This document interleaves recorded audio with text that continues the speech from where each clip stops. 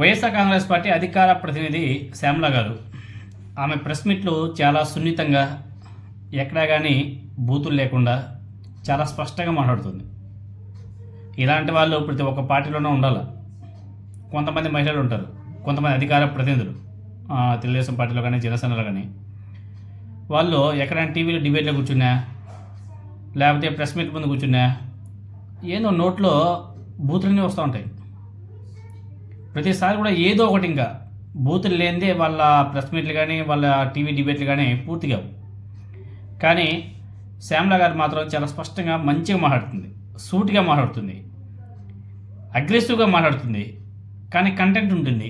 అలా మాట్లాడే వాళ్ళు అదే చెప్పాం కదా, చాలా అరుదుగా ఉంటారు. ఎనీహౌ ఈరోజు కూడా మేము ప్రెస్ మీట్ పెట్టింది. ఏదైతే కూటమి నాయకులు, కూటమి సోషల్ మీడియా అంటే Telugu Desam party social media, Janasena party social media ఉందో వాళ్ళు ఏ విధంగా మహిళల మీద అసభ్యకరమైన కామెంట్ చేస్తున్నారో, ట్రోల్ చేస్తున్నారో మనందరం కూడా చూస్తున్నాం. అదేవిధంగా ఆమెను కూడా ఏ విధంగా ట్రోల్ చేశారు, ఆమెను ఏ విధంగా ఫిలిం ఇండస్ట్రీ నుంచి దూరం చేశారు, అవకాశాలు లేకుండా చేశారు, అన్నిటిని కూడా ఆమె చెప్పడం కూడా జరిగింది. ఆమె ప్రస్తావిస్తూ తెలుగుదేశం పార్టీ తోడేళ్ళు, జనసేన పార్టీ గుంట నక్కలు సోషల్ మీడియాలో మహిళల మీద దారుణంగా ట్రోల్ చేస్తున్నారు. ఈ నక్కలు తోడేళ్లను పెంచి పోషిస్తుంది తెలుగుదేశం పార్టీనే అని చెప్పేసి ఆమె గట్టిగా మండిపడింది. అదేవిధంగా వైఎస్ జగన్మోహన్ రెడ్డి గారి ఫ్యామిలీ సహా అందరిపైన ఇష్టానుసారం ట్రోల్ చేస్తున్నటువంటి గుంట నక్కలు అని చెప్పేసి ఆమె ధ్వజమెత్తింది. కొంతమంది తెలుగుదేశం పార్టీ వాళ్ళు బరి తెగించి మరీ పోస్టులు పెడుతున్నారని చెప్పేసి ఆమె మండిపడుతూ వాళ్ళ మీద ఎందుకు కేసులు పెట్టడం లేదని చెప్పేసి తెలుగుదేశం పార్టీని, అదేవిధంగా జనసేన పార్టీని, కూటమి ప్రభుత్వాన్ని కూడా ప్రశ్నించింది. ఇప్పుడు ఏదైతే జగన్మోహన్ రెడ్డి గారిని, వైఎస్ భారతి గారిని తిట్టాడో ఆ చేబ్రోలు కిరణ్, ఆ ఒక్కడిని కూటమి ప్రభుత్వం అరెస్ట్ చేసింది.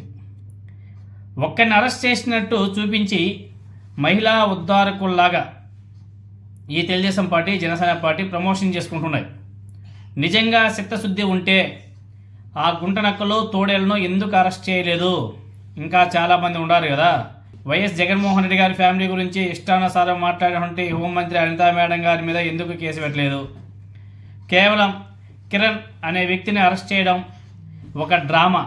తెలుగుదేశం పార్టీ అంటేనే తెలుగు డ్రామా పార్టీ. అది అరెస్ట్ అయిన చేబ్రోలు కిరణ్ విచారణలో చంద్రబాబు నాయుడు గారు, లోకేష్ నాయుడు గారి పేరు చెప్పాడు.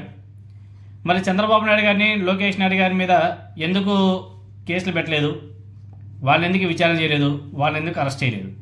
వీటన్నిటిని కూడా శ్యామల గారు చాలా స్పష్టంగా ప్రశ్నలు కూడా గుప్పించింది.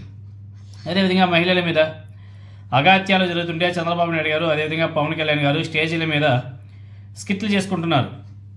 జగన్మోహన్ రెడ్డి గారు సీఎంగా ఉన్నప్పుడు సైకో అని చెప్పేసి వీళ్ళే దుర్భాషలాడారు.